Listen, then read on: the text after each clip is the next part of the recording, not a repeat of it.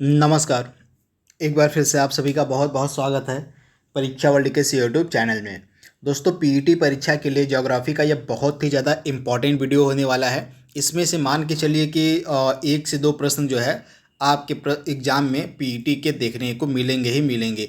Geography के ऐसे areas को मैंने इस वीडियो में सम्मिलित किया हुआ है जहाँ से प्रश्न बनते ही बनते हैं। तो यह वीडियो आपके पीईटी परीक्षा के लिए लास्ट समय के लिए बहुत ही ज़्यादा इंपॉर्टेंट होने वाला है। बहुत सारे इंपॉर्टेंट टॉपिक को ज्योग्राफी के हम यहाँ पे कवर करने वाले हैं। तो चलिए वीडियो को स्टार्ट करते हैं।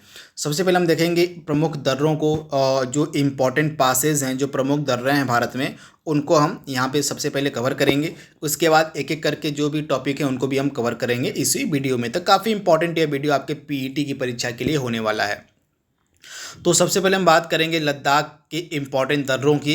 तो यहाँ पे लद्दाख है। लद्दाख के इम्पोर्टेंट दर्रे कौन कौन से हैं? तो काराकोरम हो गया, जोजिला हो गया, चांगला हो गया, देपसांगला हो गया, लानक ला हो गया और खारदुंगला। ये इम्पोर्टेंट दर्रे हैं और जो आपको मिलेंगे कहाँ पर?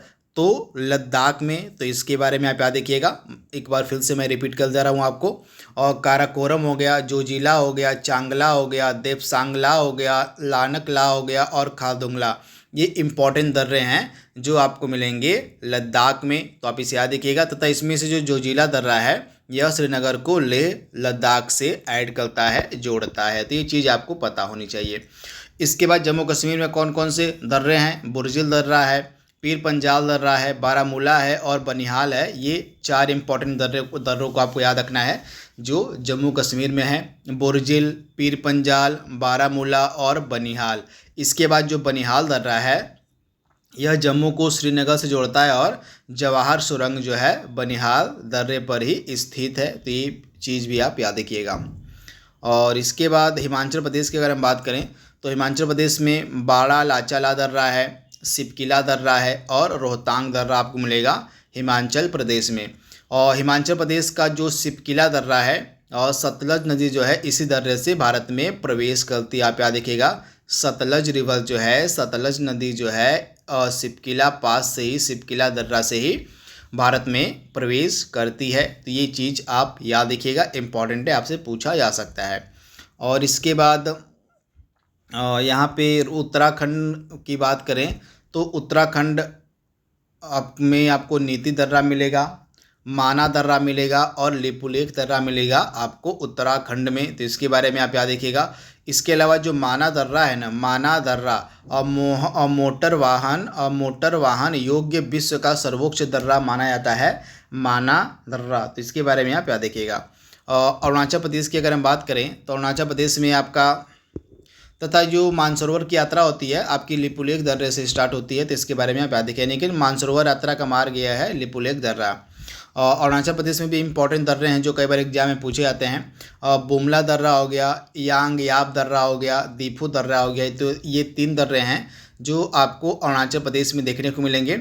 इनमें से जो यांग याप दर्रा है यहीं से ब्रह्मपुत्र नदी जो है भारत में प्रवेश करती है। तो आप याद रखिएगा, आपको पता होगा भारत में जो ब्रह्मपुत्र नदी है वह अरुणाचल प्रदेश के रास्ते आती है। तो अरुणाचल प्रदेश में एक दर्रा है यांगयाप दर्रा, तो इसी दर्रे से ब्रह्मपुत्र नदी प्रवेश करती है।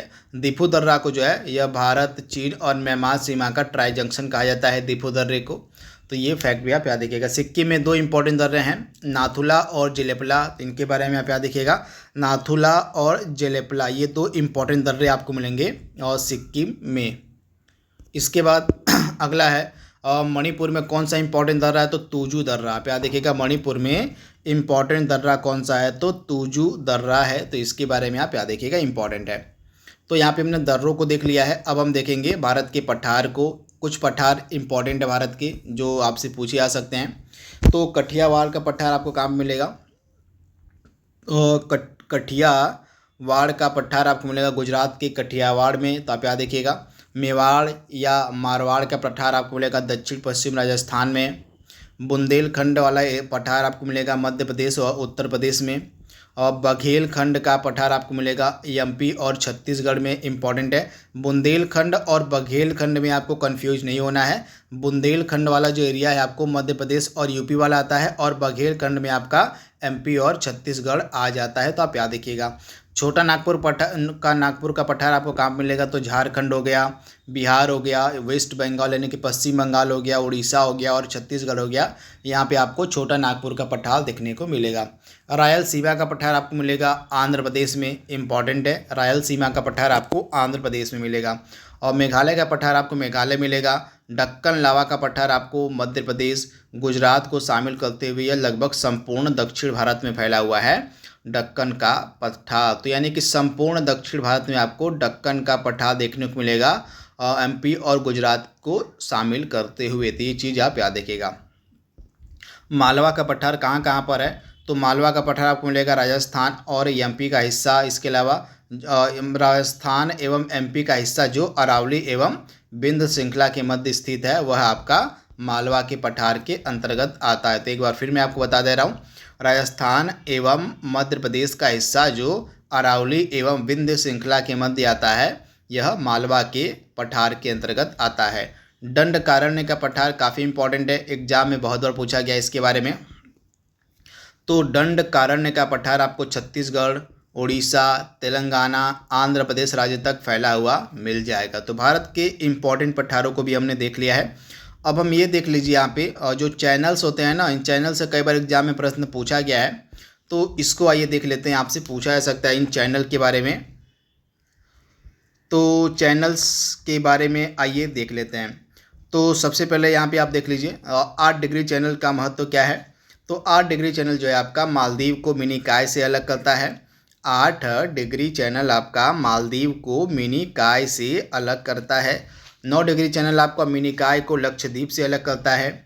9 डिग्री चैनल आपका मिनी काय को किससे अलग करता है, तो मिनी काय को जो है लक्षद्वीप से अलग करता है आपका 9 डिग्री चैनल।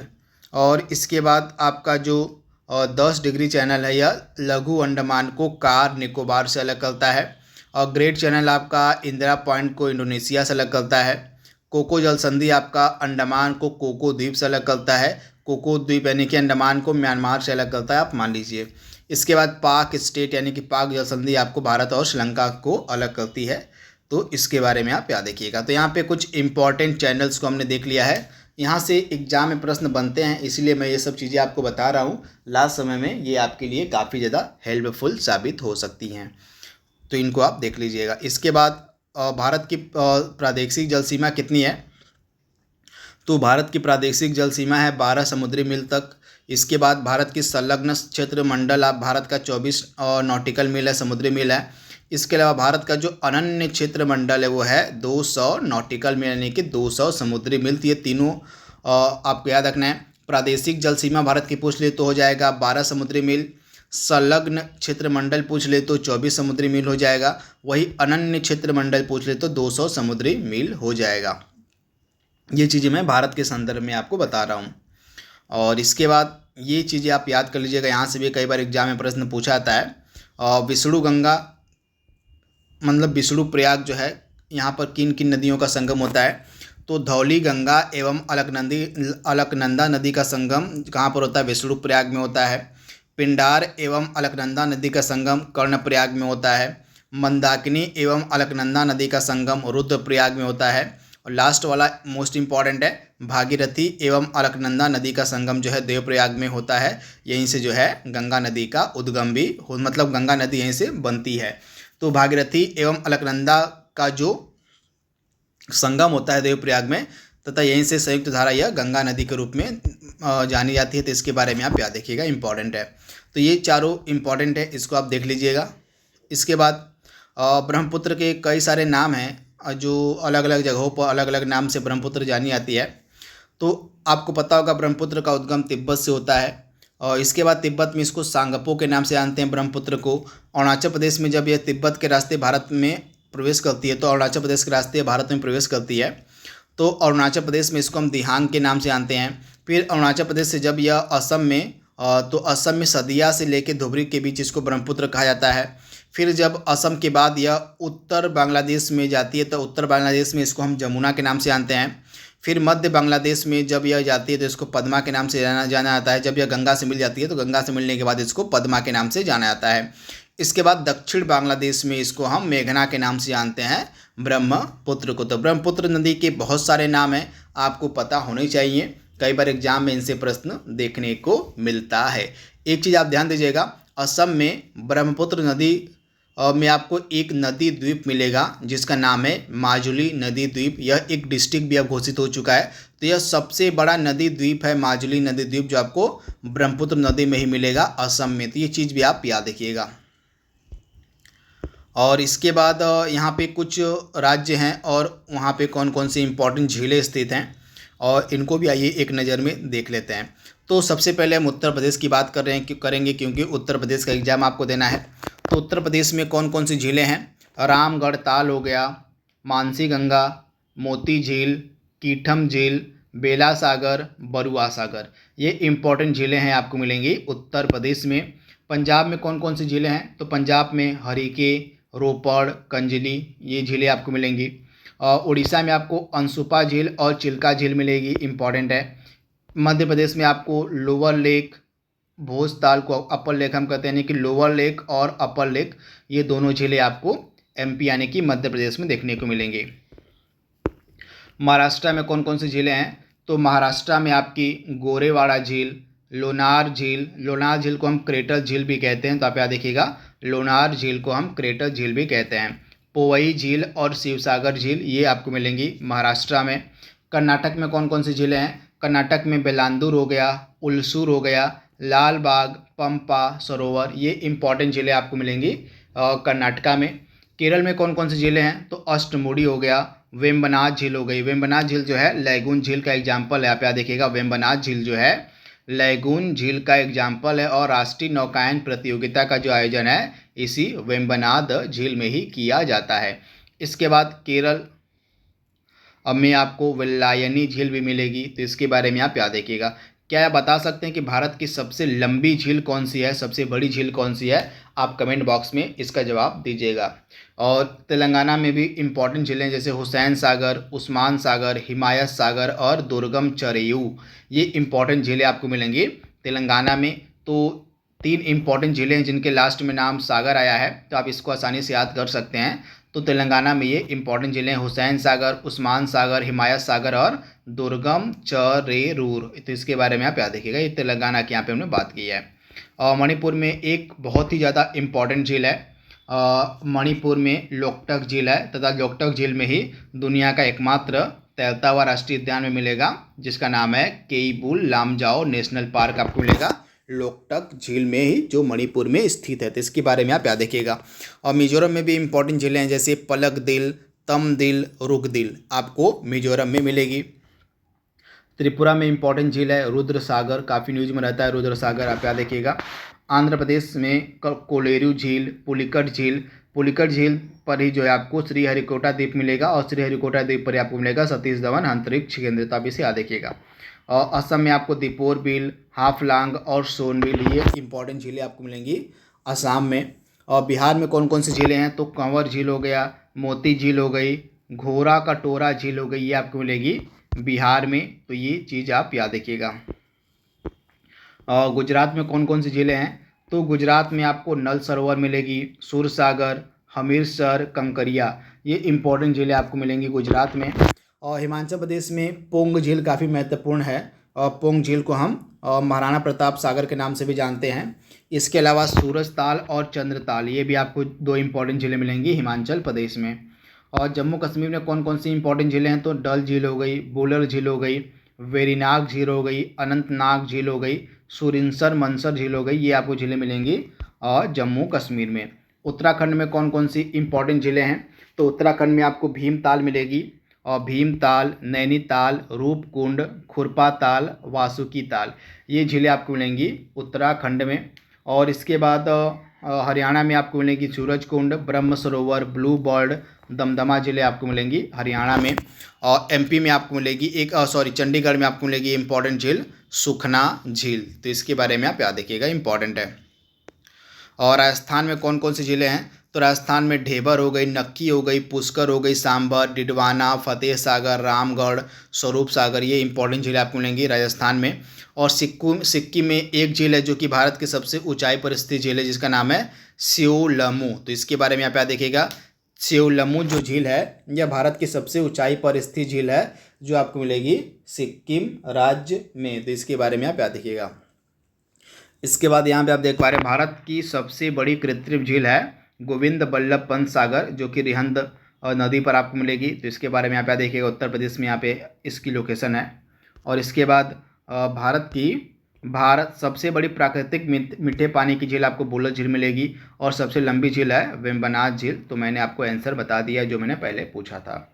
तो वेम्बनाड झील केरल में है, तो आप याद रखिएगा।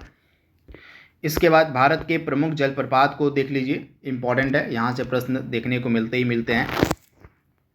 तो धुआंधार जलप्रपात आपको नर्मदा नदी पर मिलेगा जबलपुर में। शिव समुद्रम जलप्रपात आपको कावेरी नदी पर मिलेगा कर्नाटक में। जोग या गरसोप्पा जलप्रपात आपको मिलेगा शरावती नदी पर कर्नाटक में। हुंडरू जलप्रपात आपको मिलेगा स्वर्णरेखा नदी पर झारखंड में। साडनी जलप्रपात आपको मिलेगा शंख नदी पर झारखंड में। दसम जलप्रपात आपको मिलेगा कांची नदी पर झारखंड में ही यह जलप्रपात है। और इसके बाद गोकक जलप्रपात आपको मिलेगा घाट प्रभा नदी पर कर्नाटक में। चुलिया जलप्रपात आपको मिलेगा चंबल नदी पर राजस्थान में। पुनासा जलप्रपात आपको मिलेगा नर्मदा नदी पर एमपी यानी कि मध्य प्रदेश में। और अगला इंपॉर्टेंट है दूध सागर जलप्रपात जो आपको मिलेगा मांडवी नदी पर, कहाँ पर, गोवा और कर्नाटक की सीमा पर। तो ये कुछ इंपॉर्टेंट जलप्रपात थे जो एग्जाम में पूछे आते हैं, मैंने आपको बता दिया है। इसके बाद कुछ इंपॉर्टेंट बंदरगाहों को भी आइए देख लेते हैं। इंडिया के जो जो इंपॉर्टेंट बंदरगाह हैं, बस बेसिक चीज़ें हम यहाँ पे डिस्कस करते हुए चलेंगे। तो कांडला बंदरगाह आपको मिलेगा गुजरात में। यह एक ज्वारीय बंदरगाह का एग्जाम्पल है और यह पंडित दीनदयाल उपाध्याय के नाम पर इसका नामकरण अब कर दिया गया है। कांडला बंदरगाह का नामकरण अब पंडित दीनदयाल उपाध्याय के नाम पर कर दिया गया है। यह आपको मिलेगा गुजरात में। यह एक ज्वारीय बंदरगाह का एग्जाम्पल है। मुंबई बंदरगाह आपको मिलेगा प्राकृतिक बंदरगाह यह है, आप याद देखिएगा। नावा सावा बंदरगाह, और नावा सावा को हम जवाहरलाल नेहरू पोर्ट या बंदरगाह के नाम से भी जानते हैं। और यह आपको मिलेगा महाराष्ट्र में, तथा भारत का सबसे बड़ा कृत्रिम तथा आधुनिक बंदरगाह है नावा सावा बंदरगाह। तो इसके बारे में आप याद रखिएगा, इंपॉर्टेंट है। इसके बाद अगला बंदरगाह है पारादीप बंदरगाह, आपको मिलेगा उड़ीसा में महानदी के मुहाने पर। विशाखापट्टनम बंदरगाह आपको मिलेगा आंध्र प्रदेश में। प्राकृतिक तथा सबसे गहरा, आप याद रखिएगा, यह एक नेचुरल बंदरगाह है और सबसे गहरा बंदरगाह भी कहा जाता है विशाखापट्टनम बंदरगाह को। एन्नोर बंदरगाह को हम के कामराज बंदरगाह के नाम से भी जानते हैं और यह आपको तमिलनाडु में मिलेगा। तथा देश का सबसे बड़ा कंप्यूटराइज्ड एवं निगमित बंदरगाह यह है एन्नोर। तो इसके बारे में आप देखिएगा, देश का सबसे बड़ा कंप्यूटराइज्ड और निगमित बंदरगाह कौन सा है, तो एन्नोर यानी कि के कामराज बंदरगाह है। तो सुपर इंपॉर्टेंट फैक्ट मैंने आपको बताया है। इसके बाद कोलकाता बंदरगाह 2020 में इसके 150 साल पूरे हो गए थे। और हुगली नदी पर आपको मिलेगा कोलकाता पोर्ट। श्यामा प्रसाद मुखर्जी के नाम पर इसका अब नाम कर दिया गया है। अब इसको हम श्यामा प्रसाद मुखर्जी बंदरगाह के नाम से भी जानते हैं, तो आप याद देखिएगा। न्यू मंगलोर बंदरगाह आपको मिलेगा कर्नाटक में। मार्मू गोवा पोर्ट आपको मिलेगा गोवा में, यह एक प्राकृतिक बंदरगाह है। कोच्चि पोर्ट आपको मिलेगा केरल में, यह प्राकृतिक बंदरगाह है, वेम्बनाड झील पर बना हुआ है तथा अरब सागर की रानी भी इसको कहा जाता है। तो इसके बारे में आप याद देखिएगा, कोच्चि पोर्ट को हम अरब सागर की रानी के नाम से भी जानते हैं। और तूतीकोरिन बंदरगाह आपको मिलेगा तमिलनाडु में। और वधावन बंदरगाह भारत का सबसे लेटेस्ट का बंदरगाह है, आपको मिलेगा महाराष्ट्र में। तो इसके बारे में आप याद देखिएगा, सबसे लेटेस्ट का बंदरगाह भारत का कौन सा है, तो वधावन पोर्ट है, वधावन बंदरगाह है जो आपको मिलेगा महाराष्ट्र में।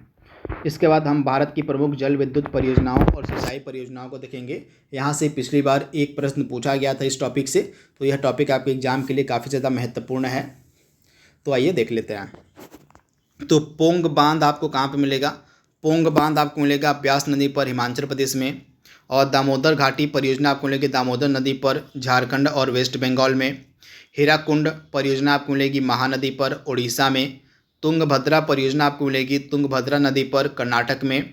नागार्जुन सागर परियोजना आपको मिलेगी कृष्णा नदी पर तेलंगाना में, काफ़ी महत्वपूर्ण है। और इसके बाद पिछली बार शायद ये नागार्जुन वाला ही पूछा गया था शायद, अगर आपको पता होगा तो बताइएगा कि कौन सा परियोजना पूछी गई थी पिछली बार। तो शायद नागार्जुन सागर परियोजना ही पूछी गई थी आपके पीटी की परीक्षा में, जो पहली बार यह हुआ था। इसके बाद भाखड़ा नांगल बांध आपको मिलेगा सतलज नदी पर हिमाचल प्रदेश में। उकाई बांध आपको मिलेगा ताप्ती नदी पर गुजरात में। सरदार सरोवर बांध आपको मिलेगा नर्मदा नदी पर गुजरात में। तुलबुल परियोजना आपको मिलेगी झेलम नदी पर जम्मू कश्मीर में। सलाल जल विद्युत परियोजना आपको मिलेगी चिनाब नदी पर और जम्मू कश्मीर में। कोयना परियोजना आपको मिलेगी कोयना नदी पर महाराष्ट्र में। माटा टीला बांध आपको मिलेगा बेतवा नदी पर उत्तर प्रदेश में, इम्पॉर्टेंट है। माता टीला बांध आपको मिलेगा बेतवा नदी पर उत्तर प्रदेश में। इसके बाद ओंकारेश्वर बांध आपको मिलेगा नर्मदा नदी पर एमपी यानी कि मध्य प्रदेश में। राणा प्रताप सागर बांध आपको मिलेगा चंबल नदी पर राजस्थान में। जवाहर सागर परियोजना आपको मिलेगी चंबल नदी पर राजस्थान में। गांधी सागर चंबल नदी पर एमपी में यानी कि मध्य प्रदेश में। इंदिरा सागर आपको मिलेगा नर्मदा नदी पर एमपी में। दुलहस्ती बांध परियोजना आपको मिलेगी चिनाब नदी पर जम्मू कश्मीर में। और मेट्टूर बांध परियोजना आपको मिलेगी कावेरी नदी पर तमिलनाडु में। मेत्तूर जो बांध परियोजना है आपको मिलेगी कावेरी नदी पर तमिलनाडु में। इडुक्की बांध परियोजना आपको मिलेगी पेरियार नदी पर केरल में। रिहंद बांध परियोजना आपको मिलेगी रिहंद नदी पर उत्तर प्रदेश में। टिहरी बांध परियोजना आपको मिलेगी भागीरथी नदी पर उत्तराखंड में। और श्रीशैलम आपको मिलेगा कृष्णा नदी पर आंध्र प्रदेश में। और फरक्का बांध परियोजना आपको मिलेगी गंगा नदी पर वेस्ट बंगाल यानी कि पश्चिम बंगाल में। मयूराक्षी आपको मिलेगी मयूराक्षी नदी पर वेस्ट बंगाल में। नाथपा झाकरी परियोजना आपको मिलेगी सतलज नदी पर हिमाचल प्रदेश में। बगलिहार परियोजना आपको मिलेगी चिनाब नदी पर जम्मू कश्मीर में। अलमट्टी बांध परियोजना आपको मिलेगी कृष्णा नदी पर कर्नाटक में। और पोलावरम बांध परियोजना आपको मिलेगी गोदावरी नदी पर आंध्र प्रदेश में। पोलावरम जो परियोजना है आपको गोदावरी नदी आंध्र प्रदेश में मिलेगी। और इसके बाद मुल्ला बांध परियोजना आपको मिलेगी मुल्ला पेरियार बांध आपको मिलेगा पेरियार नदी पर केरल में। और उरी परियोजना आपको मिलेगी झेलम नदी पर जम्मू कश्मीर में। तो जो भी इम्पॉर्टेंट परियोजनाएं बन सकती थी बांध और सिंचाई परियोजनाएं, उनको हमने यहाँ पे बता दिया है। एक प्रश्न तो आप उम्मीद करके चलिए कि इस टॉपिक से पूछा ही पूछा जाएगा, क्योंकि काफ़ी इंपॉर्टेंट टॉपिक है एग्जाम्स के लिए। इसके बाद एक और लास्ट इंपॉर्टेंट टॉपिक आपका बच गया है, इसको भी देख लेते हैं, रेलवे जोन और उनके हेडक्वार्टर। तो दक्षिण रेलवे जोन का हेडक्वार्टर चेन्नई में है। मध्य रेलवे जोन का यानी कि सेंट्रल रेलवे जोन का मुंबई में है सीएसटी में। इसके बाद पश्चिमी रेलवे जोन का भी मुंबई में है, चर्च गेट आपको मिलेगा। इसके बाद सीएसटी का मतलब क्या होता है, छत्रपति शिवाजी महाराज टर्मिनस। तो सीएसटी में आपको मिलेगा मध्य रेलवे जोन का हेडक्वार्टर और पश्चिमी रेलवे जोन का मुंबई के चर्च गेट में मिलेगा। तो दोनों लोकेशन अलग अलग है। और उत्तरी रेलवे जोन का हेडक्वार्टर आपको दिल्ली में मिलेगा। उत्तर पूर्वी रेलवे जोन का हेडक्वार्टर गोरखपुर में। दक्षिण पूर्वी रेलवे जोन का हेडक्वार्टर कोलकाता गार्डन रिच में। इसके बाद आपका पूर्वी रेलवे जोन का हेडक्वार्टर आपको मिलेगा कोलकाता में। और उत्तर पूर्वी सीमांत रेलवे का हेडक्वार्टर आपको मिलेगा गुवाहाटी के मालेगांव में। दक्षिण मध्य रेलवे का सिकंदराबाद में। पूर्वी मध्य रेलवे का हाजीपुर में। पूर्वी तट का आपको मिलेगा भुवनेश्वर में हेडक्वार्टर। तो इसके बारे में आप याद रखिएगा। इसके बाद उत्तर पश्चिम रेलवे जोन का हेडक्वार्टर आपको मिलेगा जयपुर में। और पश्चिम मध्य रेलवे का हेडक्वार्टर आपको मिलेगा जबलपुर में। और दक्षिणी तट रेलवे का हेडक्वार्टर आपको मिलेगा विशाखापट्टनम में। तथा यह हमारे देश का 18वां रेलवे जोन है, दक्षिणी तट रेलवे। तो इसके बारे में आप याद रखिएगा। तो दोस्तों इस तरह से जो भी इम्पोर्टेंट टॉपिक पॉइंट बन सकते थे आपके लास्ट समय में रिवीजन के लिए, मैंने ज्योग्राफी के मैंने आपको बता दिया है। आई होप ये वीडियो आपको पसंद आएगा, आपके आने वाले एग्जाम के लिए फ़ायदेमंद होगा। तो इसी उम्मीद के साथ इस वीडियो को यहीं पर रोकते हैं। तब तक के लिए thank you, thanks for watching, thank you.